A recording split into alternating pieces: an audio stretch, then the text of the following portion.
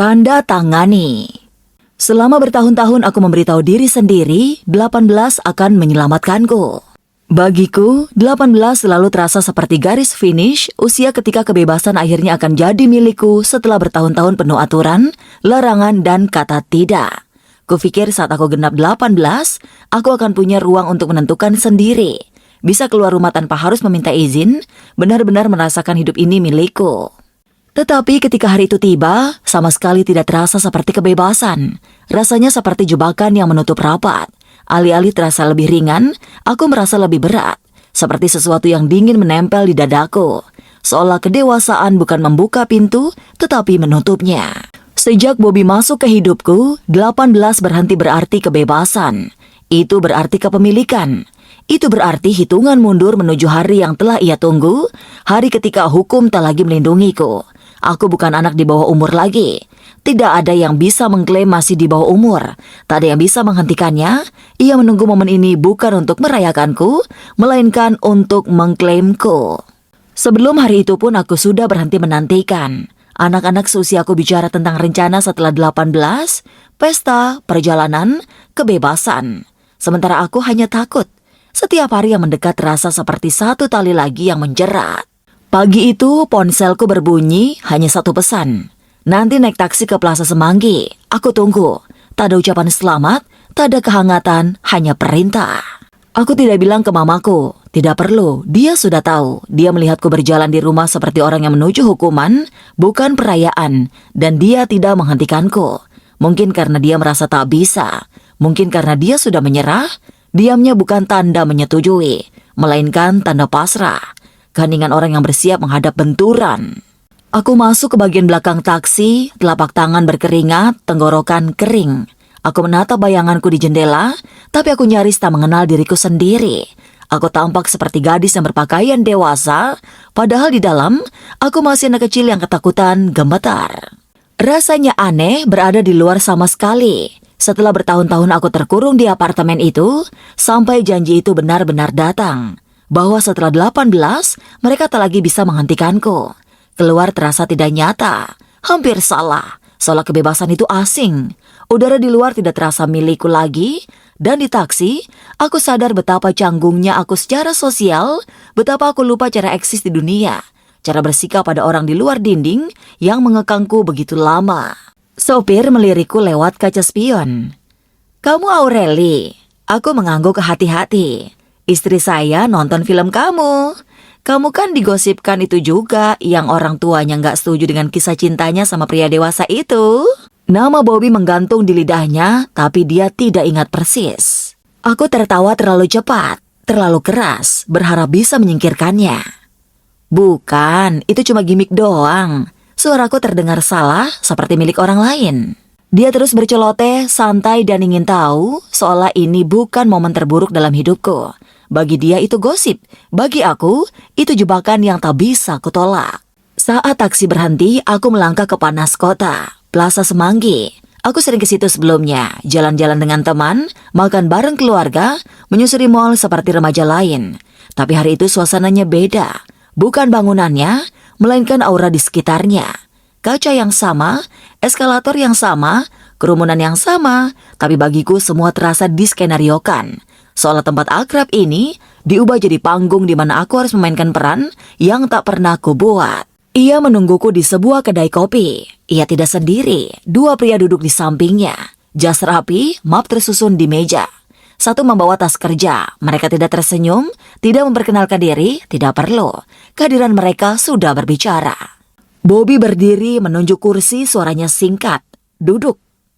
Aku duduk, ia mendorong tumpukan kertas di hadapanku. "Tanda tangani ini," perintahnya. "Tanda tangani apa?" Suaraku tercekat sebelum bisa kutahan. Halaman-halaman itu kabur di mataku. Istilah hukum, paragraf tebal, cap resmi, nafasku cepat. Ruangan terasa miring. "Ini cuma untuk bantu kita," katanya santai. Terdengar sudah latihan. Biar bisa mulai prosesnya. Gereja, rencana, cuma itu.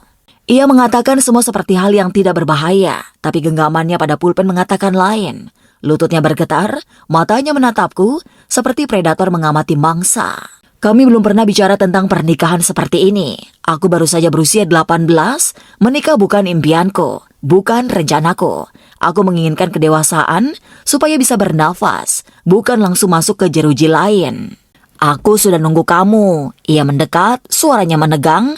Jangan buat ini susah. Ia tampak tenang, tapi aku bisa merasakan badai di bawahnya. Wajahnya tegang, nadanya rendah dan berbahaya, seolah menantang aku untuk menolak. Aku menatap kertas itu, jantung berdebar, pikiran berputar. Tanganku berat di pangkuan, lalu terlintas sebuah ide, ku buka ponsel pura-pura seakan bergetar. Ku harap seperti sedang menjawab panggilan penting. Ku hadapkan jari ke arahnya, memberi isyarat agar menunggu sebentar, lalu berdiri perlahan, hati-hati, seolah tak ada yang salah. Lalu aku lari. Aku tidak berpikir, kaki melesat sebelum otak mengejar. Aku menembus mal, menyusuri toko-toko, menembus kerumunan. Setiap lorong menjadi kabur. Ubin berkilau, eskalator berdengung, lampu neon berkelip samar-samar. Aku tidak lari menuju kebebasan, aku berputar-putar. Lalu ku dengar gemerincing logam rantainya. Bunyi sandal karet menghentak di lantai. Berat, cepat, mendekat. Panik membuncah. Aku mendorong tubuh lebih kencang, belok ke sudut lain, paru-paru terbakar, mata mencari tempat menghilang. Kerumunan menipis, aku tersesat ke tempat parkir, kosong, terbuka. Langkah kakiku menggema di beton. Seketika aku berhenti untuk menarik nafas. Saat itulah aku rasakan tangan itu menggenggam lenganku, kencang, belum kasar, belum. Ia berdiri di depanku, menghalangi jalan, wajahnya dibuat tampak khawatir. "Hei, kenapa kamu lari, sayang?" Tanyanya lembut, penuh bujukan, seolah ini bukan menakutkan. Ia menyibak rambutku, suaranya nyaris manja. "Aku sayang kamu, aku cuma butuh rasa aman.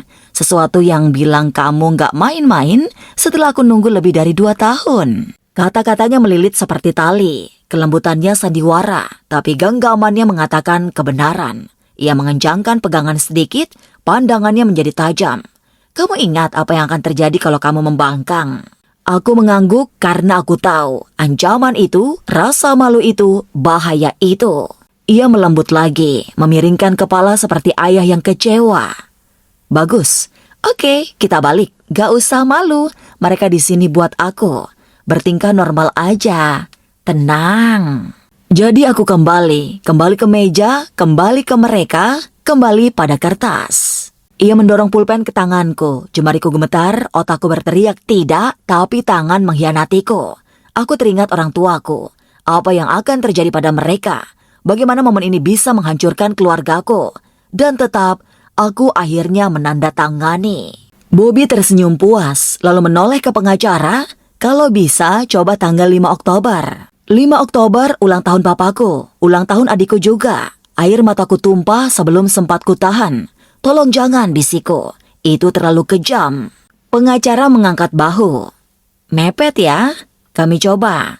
Tapi seperti yang kami bilang, susah cari gereja yang mau pakai saksi palsu. Lewati prosedur, kami usahakan." Mereka merapikan map dan pergi. Tapi Bobby belum selesai. "Nih, buat aku," katanya sambil mengeluarkan selembar kertas kosong dari tas. Soalnya semuanya sudah diatur layaknya skenario. Ia mengatakannya kata demi kata.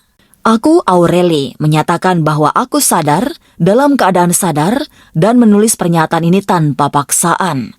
Aku ingin menikah dengan Bobby. Ini kehendakku, keputusanku, pilihanku. Ia membuatku menandatanganinya.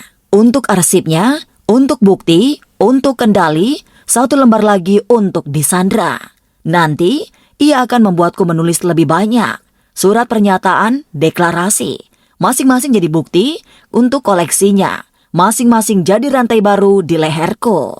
Pertama kali itu tidak mudah. Air mataku menetes di halaman, satu demi satu mengotori tinta, membuat huruf luntur.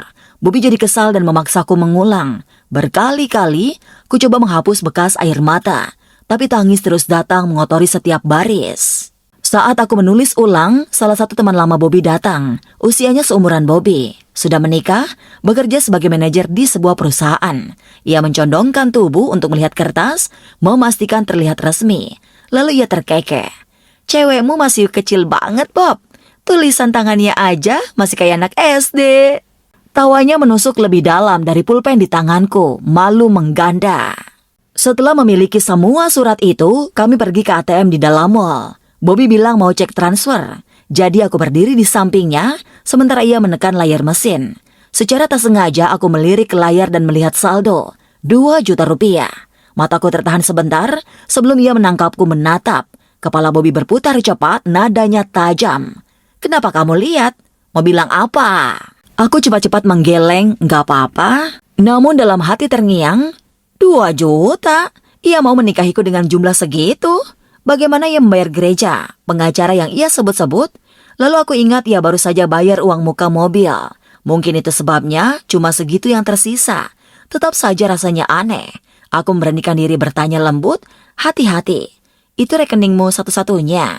Ia meledak. "Serius? Kamu bertingkah materialistis kayak Putri. Duit bisa dicari, keluargamu miskin juga." Malu menyengat, aku cuma bertanya, tapi cara ucapannya membuatku merasa murahan, serakah tak tahu terima kasih. Aku cuma minta maaf, takut ledakan berikutnya. Di perjalanan pulang, aku menangis dalam diam. Air mata membuat jalanan jadi goresan cahaya. "Berhenti menangis," katanya, ketus. "Mamamu harus lihat kamu bahagia sekarang, karena kamu bebas dari mereka." Lalu hampir tertawa ia menambahkan, "Tahu nggak, kalau kamu nggak menandatangani, aku sudah tahu apa yang akan aku lakukan." Aku menatapnya waspada. Ia tersenyum tipis. "Aku akan bunuh orang tuamu, ikat kepala mereka ke mobilku, dan seret di jalan." Nadanya santai, hampir main-main, seakan menggambarkan adegan film. Aku bilang, "Kamu nggak bakal lolos." Ia mengangkat bahu. "Kalau begitu, aku masuk penjara. Aku nggak peduli. Kalau aku nggak dapat kamu, mereka juga nggak menang. Aku tetap menang." Dan kepalaku yang bodoh mempercayainya. Bagi sebagian orang, 18 berarti menjadi dewasa. Bagiku berarti lain. Itu adalah ketakutan yang dikemas jadi kebebasan. Itu adalah berjalan ke dalam kandang lain yang belum kulihat batasnya. Kata-kata pengacara berdengung di kepalaku. Lewati prosedur, cari saksi palsu.